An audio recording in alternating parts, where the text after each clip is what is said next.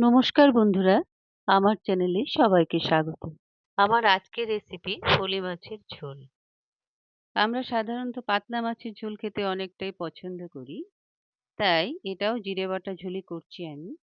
আজকে খুব সুন্দর মাছগুলো দেখে ভাবলাম এই মাছের রেসিপিটা আপনাদের সাথে শেয়ার করি।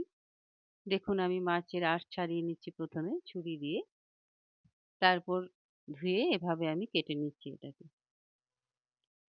এই মাছের ঝোল অনেক স্বাস্থ্যকর। এটা কিন্তু স্বাস্থ্যবর্ধক মাছ। যদিও এই মাছে প্রচুর কাঁটা আছে, তথাপি স্বাদে এর তুলনা নেই। অসুখ-বিসুখে এই মাছের ঝোল খাওয়া অত্যন্ত উপকারী।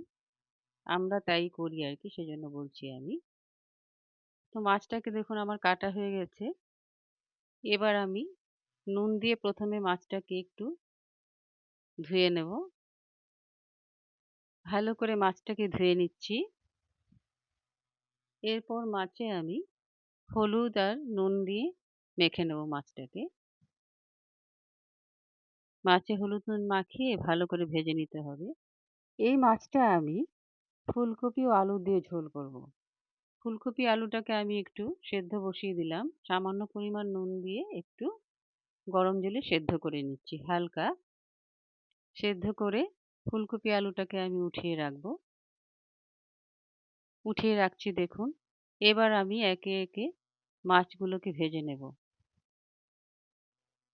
মাছগুলোকে এভাবে আমি উল্টে পাল্টে ভেজে নিচ্ছি।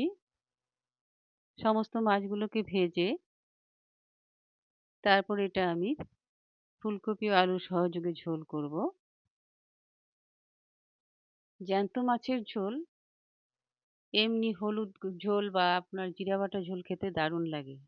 আমরা পছন্দ করি, তাই এই ধরনেরই রান্না করি। দেখুন প্রথম আমি ফুলকপি আলুটাকে উঠিয়ে রেখেছি। এবার তেলে সাদা জিরে ফোড়ন দিয়ে ফুলকপি আলুটাকে প্রথমে ভেজে নিচ্ছি। স্বাদ মতো নুন দিয়ে দিলাম। এবার এগুলোকে একটু লাল করে ভেজে নেব। এদিকে আমি যে মশলার ব্যবহার করব সেটা হচ্ছে হলুদ গুঁড়ো, জিরে গুঁড়ো, এই দেখুন জিরে গুঁড়ো দিয়েছি, লঙ্কা গুঁড়ো দিয়েছি, সাথে আমি গরম মশলা গুঁড়োটাও দিয়ে দিয়েছি। এবার এগুলো যখন ভাজা হয়ে যাবে, সুন্দর লাল লাল ভাজা হয়ে গেছে দেখুন, মশলার মিশ্রণটা আমি এতে দিয়ে মশলাটাকে একটু করে জল দিয়ে কষিয়ে নেব। দেখুন আমার মশলাগুলো দিয়ে কষানো হয়ে গেছে, সুন্দর রং এসেছে। সত্যি এই মাছের ঝোল খেতে যে কি দারুণ লাগে, করে দেখবেন, আশা করি ভালোই লাগবে। এভাবে আমি কষিয়ে নিয়ে তারপর আমি আমার পরিমাপ অনুযায়ী ঝোল দিয়ে দিচ্ছি। সাথে আমি ৩ টে কাঁচা লঙ্কাও দিয়ে দিলাম। ভেজে রাখা মাছগুলো একে একে দিয়ে দিচ্ছি। এবার কিছু সময় এগুলো সুন্দর করে সেদ্ধ হওয়ার জন্য কিছু সময় লাগবে।